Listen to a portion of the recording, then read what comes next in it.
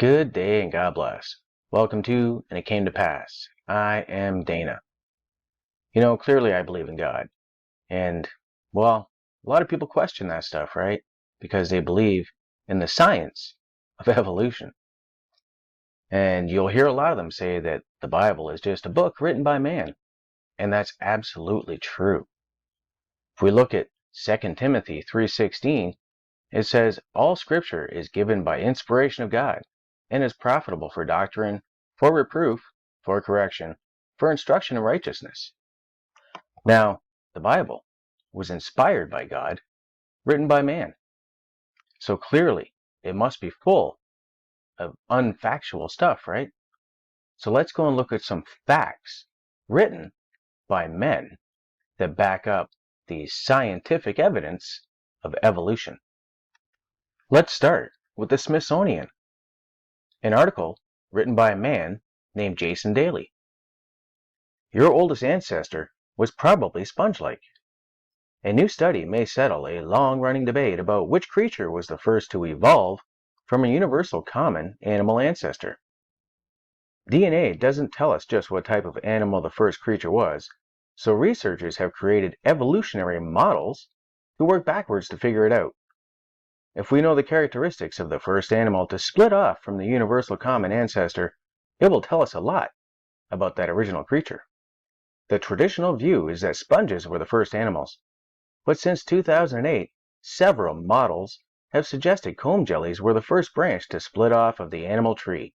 In fact, in October, one study used a molecular clock technique of DNA analysis to show comb jellies split from the trunk of the tree 88 to 350 million years ago.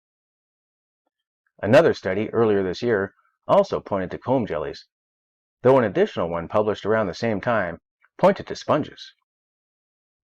It's not totally surprising. The comb jelly hypothesis has its flaws. For instance, if the first animals had guts and nerves, it would mean that for more simple creatures like sponges to evolve, they would have to lose these sophisticated elements to become sedimentary filter feeders. Whatever the case, both lineages are super old. So next time you see a sponge or comb jelly, make sure to thank your grandparents. Science.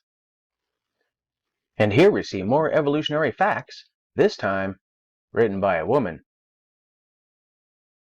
Why did feathers evolve? A pterosaur fossil offers new hints. Pterosaurs, ancient reptiles, and close cousins of dinosaurs, appear to have had branched feathers, similar to those of modern birds, a new study found. They were collaborating on a study of an amazingly well-preserved and feather-covered dinosaur. But Godefroy was also approached by a private collector keen to have scientists examine the partial skull of a Tupandactylus imperator, a type of pterosaur known for an enormous sail-like crest that extended from its head. Godefroy asked McNamara if she wanted to take a look. I remember looking at it and thinking, God, we could do something very interesting with this. McNamara, a professor of paleontology at University College Cork in Ireland, said. One of the big questions is, why did feathers evolve? McNamara said. What was the function? We think we have really good evidence here that visual communication was an important driving factor in feather evolution. You gotta love science. And sticking with the dinosaur feather evolution theory from Natural History Museum, another factual article written by a woman. How dinosaurs evolved into birds. It is an unlikely relationship, but the humble pigeon is a descendant of the group of dinosaurs that also includes the mighty T-Rex. Shrinking bodies. During the course of their evolutionary history, the body size of some theropod groups gradually decreased, a trend that, together with many other changes to the skeleton, ultimately led to the appearance of birds. Paul says in 1996, the first feathered dinosaur was announced, and many others have come to light since. This work has shown us that Deinonychus, originally depicted as a scaly dinosaur, was actually feathered. The first discovery of dinosaurs were made in the early 19th century. Initially, dinosaurs were thought to look like large lizards. and were pictured as enormous animals, hundreds of feet long. And sticking with the same theme, here from Scientific American, we see another factual article written by a woman: How Dinosaurs Shrank and Became Birds.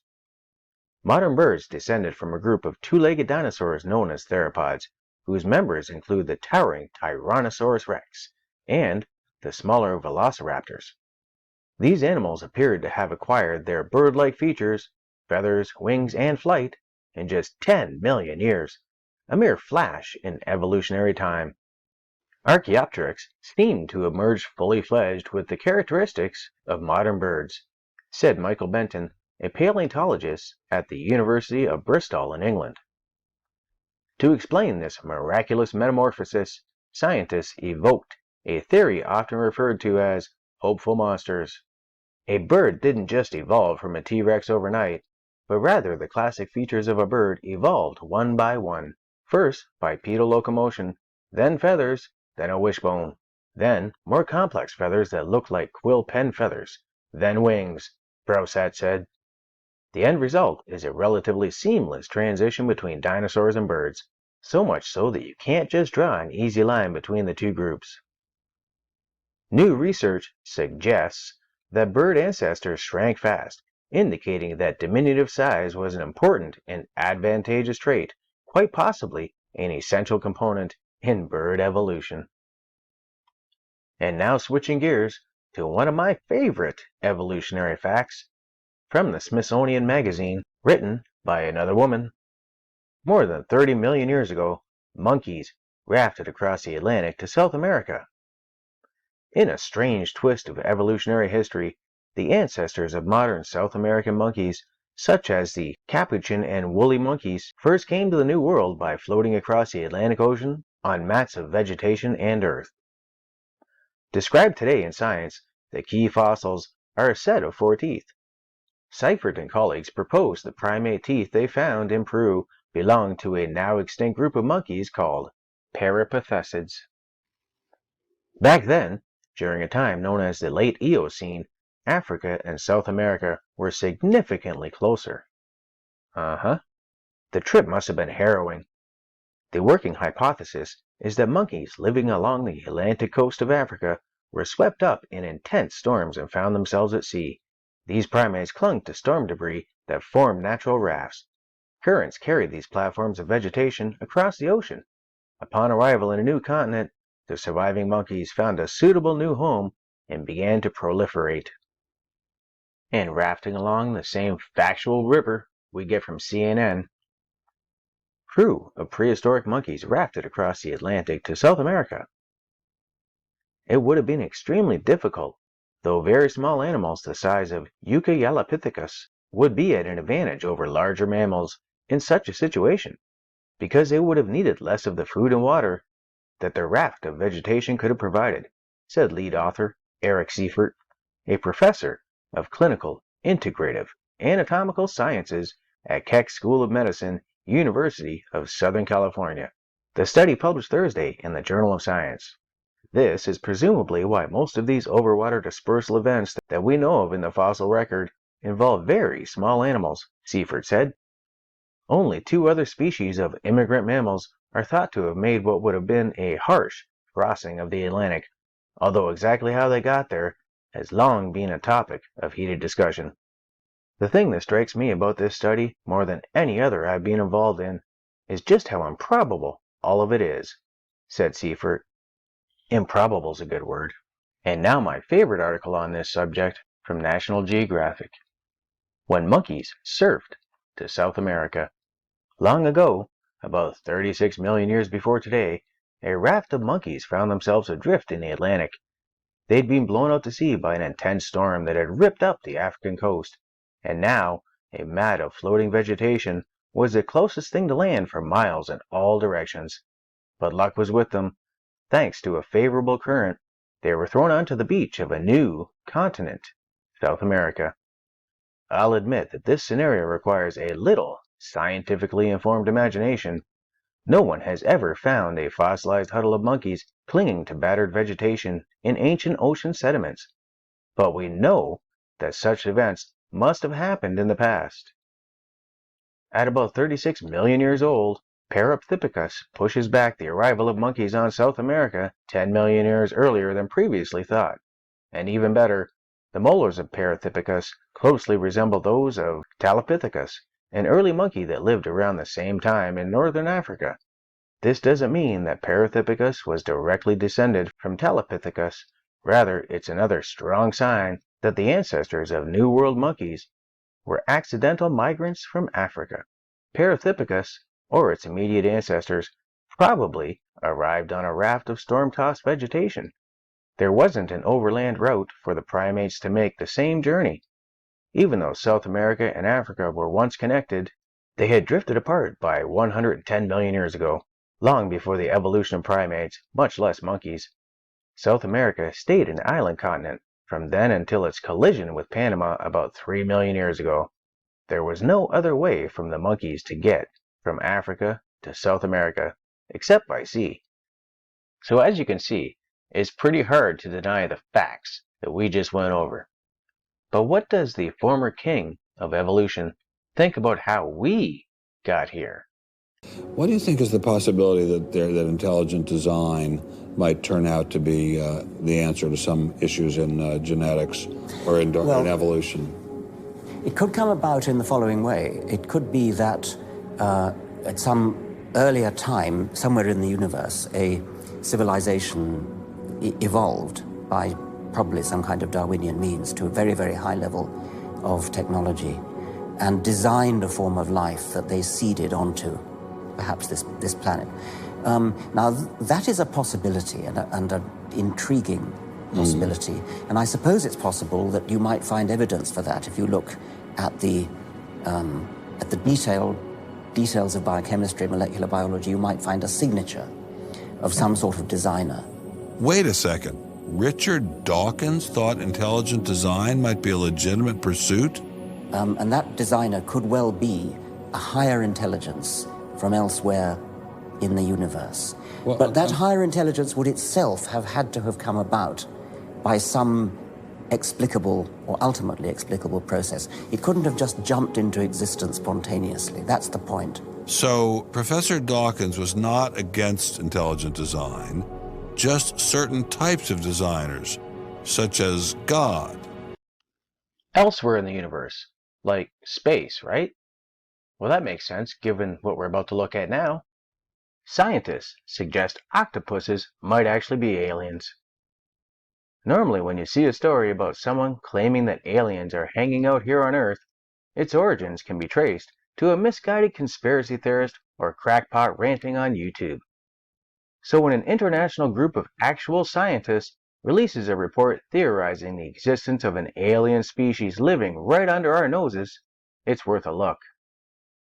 Evidence of the role of extraterrestrial viruses in affecting terrestrial evolution has recently been plausibly implied in the gene and transcriptome sequencing of cephalopods, the researchers write. The genome of the octopus shows a staggering level of complexity, with 33,000 protein-coding genes, more than is present in Homo sapiens. The scientists challenge the belief that modern cephalopods evolved to their present form here on Earth and propose the possibility that those we see today are the descendants of creatures that arrived on Earth frozen in an icy comet. Its large brain and sophisticated nervous system, camera-like eyes, flexible bodies, instantaneous camouflage via the ability to switch color and shape are just a few of the striking features that appear suddenly on the evolutionary scene, the paper says, pointing to the possibility that this great leap forward in complexity was due to cryopreserved squid and or octopus eggs crashing into the ocean on comets millions of years ago. However, actually proving that this was the case is next to impossible, and singling out one group of animals as potentially coming from space is perhaps an even greater challenge. When the timeline is stretched to billions of years, determining whether new species resulted from gradual mutation due to evolution or arrived in frozen eggs on a comet is very difficult. And here, from Science Times, did octopus come from outer space? New study claims meteor impacts brought these 8-armed creatures to Earth. Did the octopus come from outer space? The question may sound funny because so far, scientists have not proven yet if life exists beyond Earth. But a study argues that the octopus and squid were not originally from Earth. Rather, it says the eight-armed creature fell from the space in icy bolides several 100 million years ago. They said if life on Earth started thanks to a rain of retroviruses that fell from space, it's also possible that the same thing happened with the octopus and squid. But how true are these claims? Daily Star reported that Australian researchers, led by molecular immunologist Edward J. Steele, argued that volcanic eruptions or meteor impacts may have blown away these sea creatures out of their original planets and caused them to travel through space for billions of miles in a kind of suspended animation before reaching Earth. The paper suggests that the cryopreserved eggs of either squids or octopuses could have arrived in icy bolides several 100 million years ago, noting that these creatures appeared to have some evidence of pre-existence. Scientists said some genetic data from octopuses and other cephalopods provide challenging examples of conventional evolutionary thinking. Stedman explained that modern retroviruses have evolved throughout the years, but in the squid's case, it is highly unlikely that a planet is spitting massive amounts of squids to Earth. While the study gives useful insight on the influence that the universe may have on the evolution of Earth, scientists said there's no evidence at all for the claim that cephalopods came from outer space. And again, another article from a man. Are octopuses aliens from outer space that were brought to Earth by meteors? Octopuses are aliens. That's the claim being made by a team of 33 researchers published in a peer-reviewed scientific journal. It will not come as a surprise to many to learn that these claims have been roundly mocked by the scientific community who have branded the paper published in Progress in Biophysics and Molecular Biology as ridiculous and unscientific. How do the scientists suggest this would work? Specifically, the researchers proposed the idea that alien viruses crashed to Earth and a meteor infected a population of primitive squid and caused them to evolve into octopuses. Another theory they suggest is that fertilized squid or octopus eggs were delivered to Earth by a meteor. The idea is essentially a reimagining of the panspermia hypothesis, which suggests that life on Earth was seeded by space dust or asteroids crashing into Earth. On top of their large brains and sophisticated nervous systems, the authors of the new paper list camera-like eyes, flexible bodies, and the ability to camouflage themselves by changing color and shape as evidence of their extraterrestrial origins. So suddenly did these features appear in the octopus family tree that it is plausible then to suggest they seem to be borrowed from a far distant future in terms of terrestrial evolution, or more realistically, from the cosmos at large, the authors write. Much of the author's speculation rests on the idea that the genetics of octopuses and their relatives are mysterious, yet a 2015 paper published in Nature revealed the octopus's genome, so this is rather disingenuous. Molecular geneticist Professor Karen Moling of the Max Planck Institute Molecular Genetics, who was asked to review the report, concluded that it cannot be taken seriously. The primary reason for doubt given by Professor Moling is that there is no evidence at all. And staying within the final frontier, meteorites could have brought all 5 genetic letters of DNA to early Earth. These key building blocks of life were found in space rocks, scientists confirm. Now, scientists have finally detected all the pyrimidines and purines found in DNA and RNA in meteors that made it to Earth.